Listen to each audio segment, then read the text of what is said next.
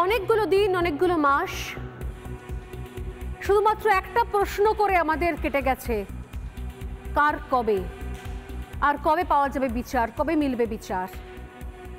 এই স্টুডিও থেকে দিনের পর দিন প্রশ্ন করে গেছি, কারা রয়েছে নেপথ্যে, কি ঘটেছিল সেদিন ওই মহিলা ডাক্তারের সঙ্গে।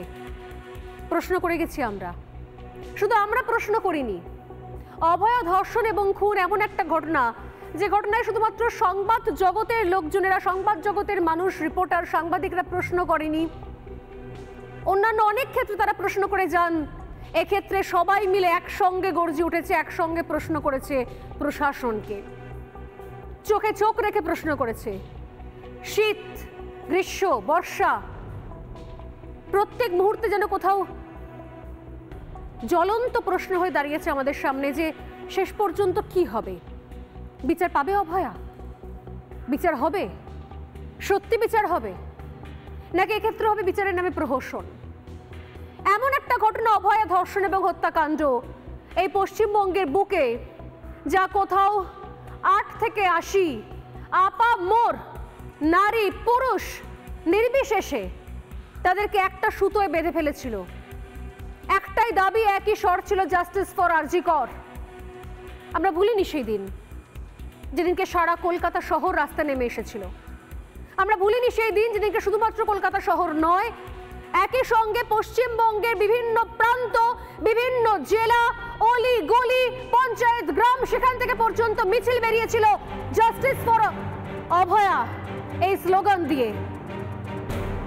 প্রতিদিন একটা একটা করে দিন গেছে, একটা একটা করে বুকের মধ্যে আগুন নিয়ে আমরা অপেক্ষা করেছি, বিচারটা কবে হবে, দোষী কবে সাজা পাবে, আমরা কবে জানতে পারবো যে আসলে সেদিন কি হয়েছিল অভয়ার সঙ্গে। এরপর আর কোন বাবা মা ভরসা করে স্বপ্ন দেখবেন তাদের মেয়ে ভালো রেজাল্ট করবে, ডাক্তারিতে চান্স পাবে, ডাক্তার হবে, ইঞ্জিনিয়ার হবে, জয়েন্ট এন্ট্রান্সে ভালো র্যাঙ্ক করবে, বড় জায়গায় চাকরি করবে, আরো 10 জনের জীবন বাঁচাবে। আর কবে, কোন বাবা মা এরপর সাহস করে ভাববেন, স্বপ্ন দেখবেন? মাস কেটে গেছে, আরো 1 মাস কেটে গেছে, তারপর আরো বেশ কয়েক মাস আমরা শুধুমাত্র অপেক্ষা করে গেছি, আর কবে, আর কবে, আর কবে। হেন কোনো সেক্টর নেই, হেন কোনো জায়গা নেই তারা রাস্তায় নামেননি, প্রতিবাদ করেননি। কেউ ডাক্তার, কেউ ইঞ্জিনিয়ার, কেউ আইনজীবী, কেউ শিল্পী, কেউ সাহিত্যিক, কেউ কেউ কবিতা লেখেন, কেউ সমাজ সেবা করেন। বিভিন্ন জায়গা থেকে মানুষজন রাস্তায় নেমেছেন একটাই দাবিতে, একই দাবি, একই স্বর, জাস্টিস ফর আরজি কর। পুজো চলে গেল, আমরা বলতে শুরু করলাম যে আমাদের মেয়েটার বিচার কবে হবে। পশ্চিমবঙ্গ থেকে ওঠা এই আওয়াজ, কলকাতা থেকে ওঠা এই আওয়াজ দাবানলের মতো ছড়িয়ে পড়ে গোটা পশ্চিমবঙ্গে। পশ্চিমবঙ্গ থেকে ওঠা আওয়াজ দাবানলের মতো ছড়িয়ে পড়ে দেশের বিভিন্ন প্রান্তে, কখনো দিল্লি, কখনো মুম্বাই, কখনো ব্যাঙ্গালোর, কখনো হায়দ্রাবাদ, কখনো ভোপাল, কখনো বিহার, পাটনা। জায়গায় জায়গায় ডাক্তাররা রাস্তা নামা শুরু করলেন। তারা বললেন যে না, এই হত্যাকাণ্ডের বিচার না হলে, ধর্ষণের বিচার না হলে আমরাও প্রতিবাদ জানাবো, কাজ হবে না, পরিষেবা দেওয়া হবে না।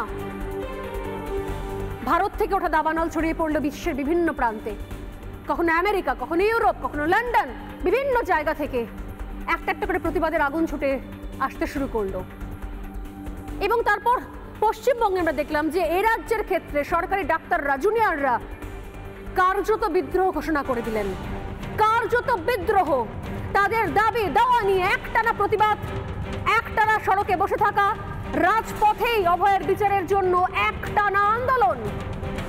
অনেক প্রশ্ন উঠেছে, সমালোচনা হয়েছে, সরকারে আর জুনিয়র ডাক্তারের টানাটানি চলেছে, দর কষাকষি চলেছে, এত দাবি, এত দফা, এটা মানবো, ওটা মানবো না। কিন্তু শেষ পর্যন্ত বিচারটা থেকে গিয়েছিল অধরা, অধরা। আমরা আমাদের মতো চেষ্টা করতে পারি, আমরা চিৎকার করতে পারি, আমরা প্রশ্ন করতে পারি, আমরা ভয় পেতে পারি, একসঙ্গে হাতে হাত মিলিয়ে রাত জাগতে পারি, মশাল নিয়ে, মোমবাতি নিয়ে রাস্তা কাঁপাতে পারি, কিন্তু বিচার তো আমাদের হাতে নেই। তার জন্য প্রশাসন রয়েছে, দেশের আইন ব্যবস্থা রয়েছে। সমস্ত দরজায় গিয়ে অসহায়ের মতো কড়া নেড়েছেন অভয়ার বাবা মা। ওই দুজন মানুষ, অশীতিপর মানুষ, যাদের একমাত্র জীবনের সম্বল, বেঁচে থাকার কারণ, একমাত্র মেয়ে যাকে অনেক যত্ন করে তারা বড় করেছিলেন, লেখাপড়া শিখিয়েছিলেন, ডাক্তার তৈরি করেছিলেন, সেই মেয়েটি ফিরবে না। কিন্তু তার বিচার আজ এমন এক দিনে আমি আলোচনা করছি, এই কথাগুলো বলছি যে দিনে আজ শিয়ালদা কোর্টে অভয়ার ধর্ষণ এবং হত্যাকাণ্ডে দোষী সাব্যস্ত করা হলো সঞ্জয় রায়কে। সঞ্জয় রায় সেই সিভিক ভলেন্টিয়ার যার বিরুদ্ধে সমস্ত তথ্য প্রমাণ পাওয়া গেছে বলে কোর্টে জানি আমরা, এবং সমস্ত প্রমাণ হয়ে গেছে, এবং আজকে তাকে দোষী সাব্যস্ত করা হলো। Sanjay Roy is proven guilty. তাকে কোর্ট বলে দিল সঞ্জয় রায় দোষী, তার সাজা হবে। আমরা অপেক্ষা করব সোমবার সাজা নিয়েও শুনানি শুরু হবে। তারপর শেষ পর্যন্ত আমরা জানবো যে সঞ্জয় রায়ের জন্য কি সাজা অপেক্ষা করছে। কিন্তু সত্যি কি আমাদের অপেক্ষার শেষ? সত্যি কি আমরা যাবতীয় প্রশ্নের উত্তর পেয়ে গেছি? সত্যি কি অভয়া যাবতীয় প্রশ্নের উত্তর, যাবতীয় বিচার সব পেয়ে গেছে? সত্যি কি ওই বাবা, ওই মায়ের বুকের আগুন ঠান্ডা হয়ে গেছে? সত্যি কি সমস্ত অধ্যায়গুলো শেষ হলো, চ্যাপ্টার ক্লোজ হলো? সত্যি কি হলো? কেন এই প্রশ্নগুলো উঠছে? কারণ এর জন্য আপনাদের জানতে হবে এর আগের দীর্ঘ অধ্যায়, যেখানে ছত্রে একাধিক জায়গায় প্রশ্ন উঠতে গেছে, যেখানে আজও কোর্টের বাইরে দাঁড়িয়ে সাধারণ মানুষ, আম আদমি প্রশ্ন করছেন দোষী কি একা সঞ্জয়? এই প্রশ্ন শুনতে হয়েছে সেই দিনও, আজও। এই জায়গা থেকে আমাদের প্রশ্ন, সব কি শেষ হলো? বোধহয় নয়। এই শেষ প্রশ্নের উত্তর খুঁজবো আমরা, তবে তার আগে কথা বলার চেষ্টা করব অভয়ার মা এবং বাবার সঙ্গে। কিভাবে এতগুলো মাস কাটলো, কিভাবে এতগুলো মাস আমরা প্রতিবাদের আগুনকে জ্বালিয়ে রাখলাম বুকের মধ্যে, কিভাবে এতগুলো মাস আমরা অধীর আগ্রহে অপেক্ষা করলাম যে কবে হবে বিচার, কবে শুনবো বিচার, কবে প্রকৃত দোষী বা প্রকৃত দোষীরা তারা সামনে আসবে, তাদেরকে মানুষ চিনবে আর জানতে পারবে যে কি ভয়ঙ্কর উদ্দেশ্য নিয়ে এই নারকীয় হত্যাকাণ্ড, ধর্ষণকাণ্ডটা ঘটানো হয়েছে। কিভাবে এতগুলো মাস কাটলো দেখে নি আজ এক ঝলকে।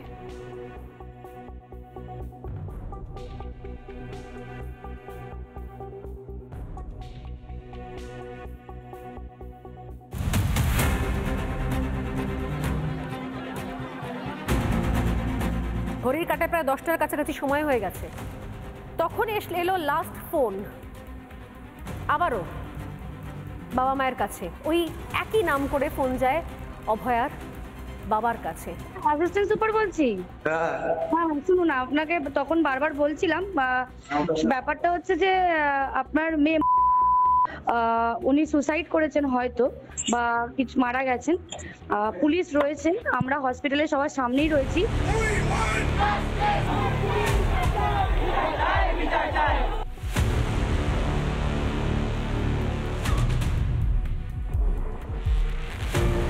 নানা ধরনের কন্টেন্ট দেখার জন্য লাইক করুন, শেয়ার করুন আমাদের ফেসবুক পেজ, সাবস্ক্রাইব করুন আমাদের ইউটিউব চ্যানেল।